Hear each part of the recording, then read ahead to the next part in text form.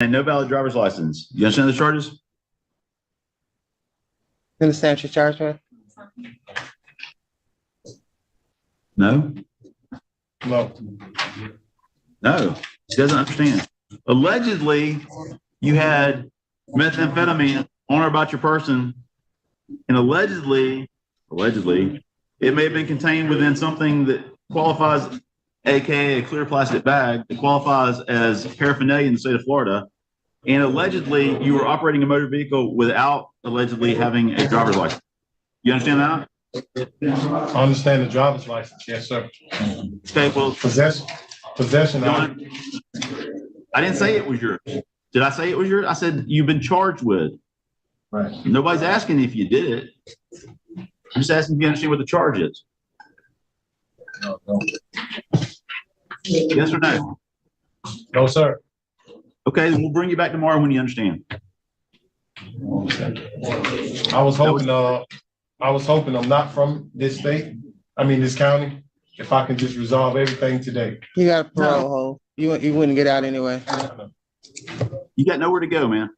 So, do you understand the charges against you or not?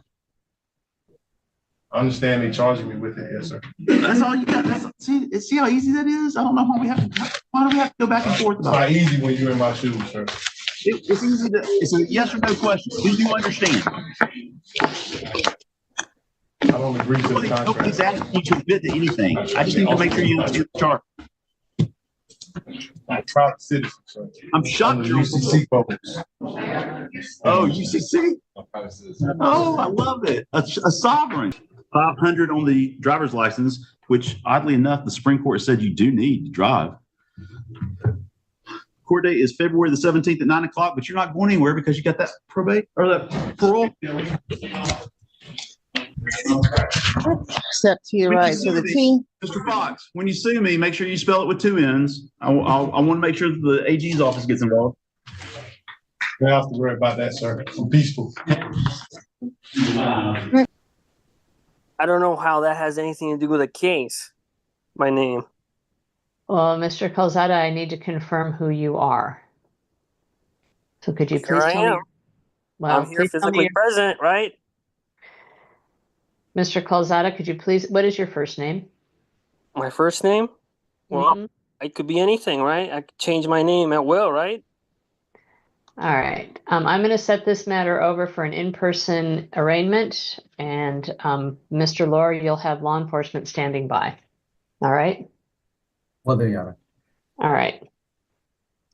So, Mr. Calzada, I will set this over. You will appear in person at the Bothell Municipal Court has to file a 1099-C.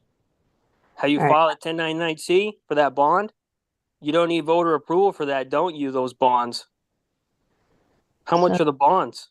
Who Mr. issued them? Calzada, I'm going to set this to December 31st at 1:30 in the Bothell Municipal Court in person. You will need to be there for arraignment, okay? So I will see you in person at the Bothell Municipal Court at that time, all right? Looks like there's no free will then. So then what am I doing here then? Hold on, what am I doing here? well, right now you are not responding to my questions. So Well, I'm you're not gonna have you responding to any of my, I don't have a problem of answering any of your questions, but I have a couple questions first. I have to Miss- understand too. I don't understand what's going on. Date and time set for a hearing in this matter with regard to a bond violation.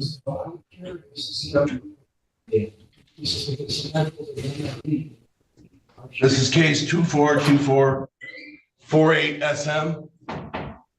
People versus Eric Martin.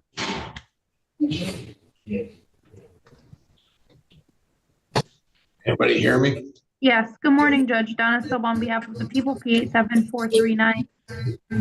Morning, Your Honor. James Gazicki on behalf of Mr. Martin, Your Honor. I have a motion to make. All right, go ahead. Your Honor, I'm making a motion to withdraw. I've had contact with Mr. Martin before in other matters, and there's no attorney-client communication in this matter.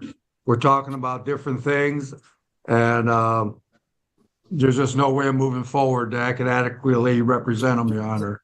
So I'm asking to withdraw. All right, your motion to withdraw is granted. Mr. Martin, would you like a different court-appointed attorney? Yeah, I guess so, since he shows his willingness not to want to do his job and help me out, and he's misstating, making false statements you're talking about.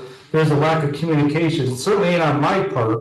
I was pointing out to him relevant defenses. He just didn't want to do his job. That's clear what he made of me, so. Mr. Martin, I have found Mr. Gazicki to be a very competent individual, a very competent attorney in many, many cases. I've seen many trials, hearings, motions, practicing in front of this court, and I find him to be very competent. If you make one more negative comment about him, I'll hold you in contempt of court. I don't do that. We don't act like this isn't the Jerry Springer show. This isn't going to be a bunch of name calling. You're going to knock it off. Knock it off, Mr. Martin. I'm done with everything and you keep doing all your little negative comments, things that you want to say about people. And you think you're the smartest person about Mr. Gazicki or what you think he can do, because I've always seen him to do his job every single time he does a file. What I want to know is, do you want another court-appointed attorney or are you representing yourself? That's it. It's a simple question. Answer simple questions. That's what you needed to start doing, is answering questions. Yep, one other attorney, but I want to state also that if it was recorded, it would support my allegations. Boom, time out. Nope, not hearing it. The question is this: do you want another court-appointed attorney? So you're either going to say yes, court-appointed attorney, or represent yourself. What is your answer here today? Because there's only two possible answers here. You either get another attorney, or you can represent yourself if you like. Or if you want to hire your own attorney, you can do that. So there's three things. Are you going to get one appointed, yourself, or retained? Those are the three possible answer choices. What are you going with? Yes, another appointed one, but without. All right, there you go. Don't need any more commentary. Don't need any more commentary about it. You have a right to remain silent. You can exercise that right now. So we're going to appoint another court-appointed attorney to you. And the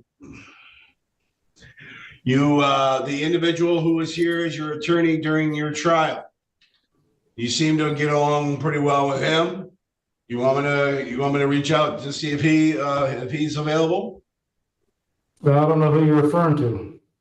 The guy who was here at your trial. I don't know his last name. Oh, he's on the other trial. Yeah, the other trial, not this case. This is the misdemeanor domestic violence case. I'm talking about your driving on a suspended license case, restricted.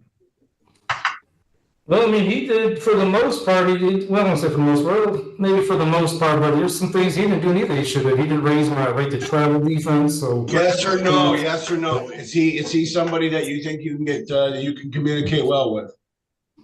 I guess we'll give him a try. I guess. Yeah. Sure. All right. I'm going to appoint or reach out and see if we can see if he's available.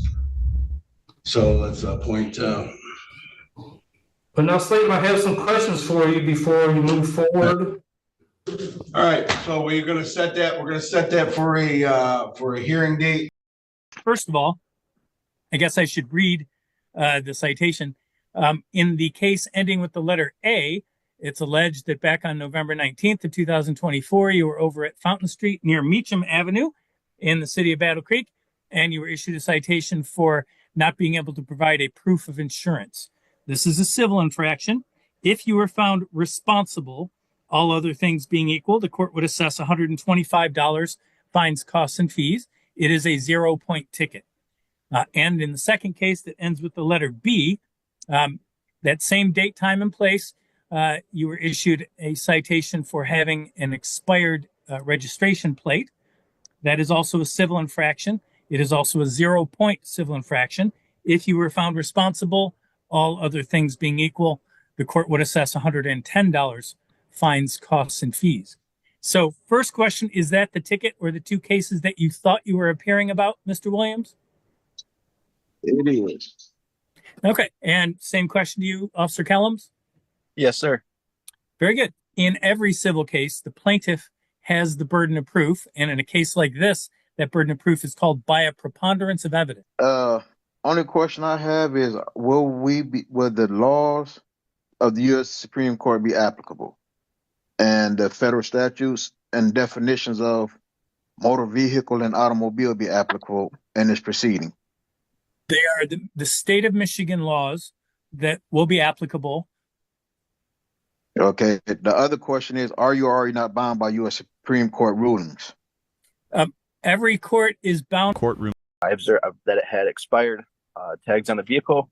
I then conducted a traffic stop on Fountain Street near Meacham Ave. Found Mr. Williams to be driving the vehicle, where I issued him the citations. When speaking with Mr. Williams, he could not provide insurance, and his tags were expired. Okay. Do you happen to know when they expired? I do not off the top of my head, sir. Okay. What made you think they were expired? The wrong color and the wrong year on the plate itself, or some other Yes, thing? sir. Yes, sir. All right. Did Mr. Williams say anything to you during the stop about having insurance or not having insurance, or anything about the tags on the plates, anything like that?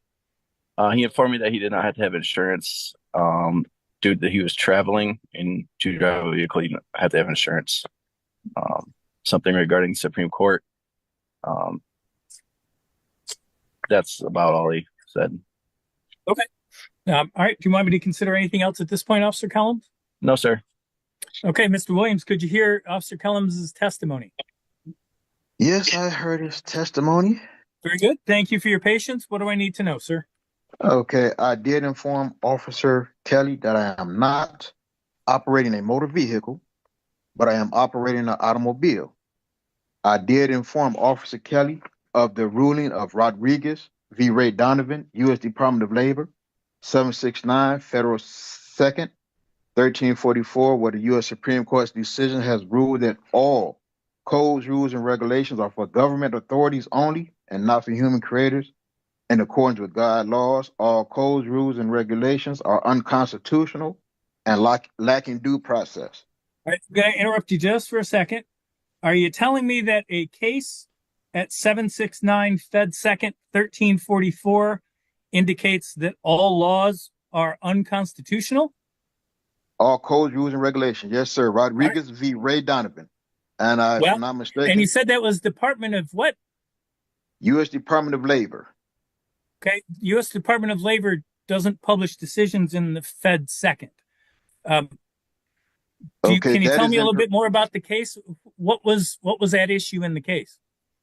It was regarding what we're discussing here, the requirements of a driver's license and the need when it's required to have one, stating that when you're not operating commerce, to which I informed the officer that I am not operating commerce as stated in USC 18 USCA 31 paragraph A6 states that a motor vehicle, the term of motor vehicle meaning It's really not the right for you to travel from A to B under your most convenient way. So you could walk from point A to B all you wanted. You could take a taxi or an Uber or a plane or a train or a bus.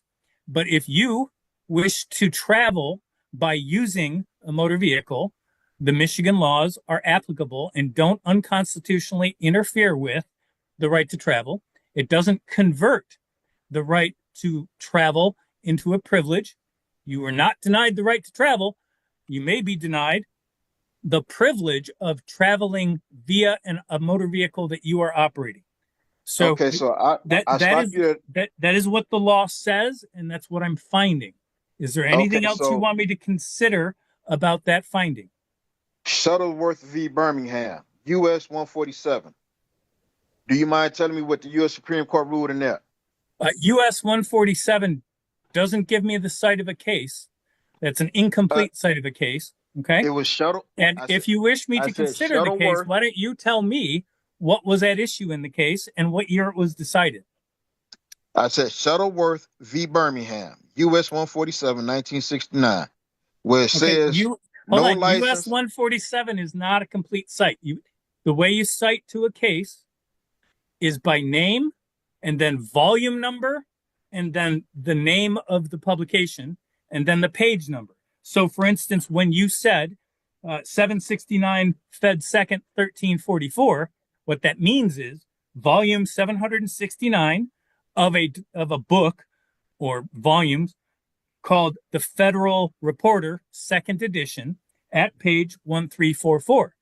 So when you're asking me about this most recent case that you've talked about, what you said was US 147, I think. That's not the citation to a case. So you're going to have to tell me more about that case. Who were the parties to that case, and what issue was before the Supreme Court in that case? Okay, so you didn't hear me cite the name of Shuttleworth v. Birmingham? I heard you say the name. That doesn't tell me what, that's not a complete cite of the case. All right. Do you not have the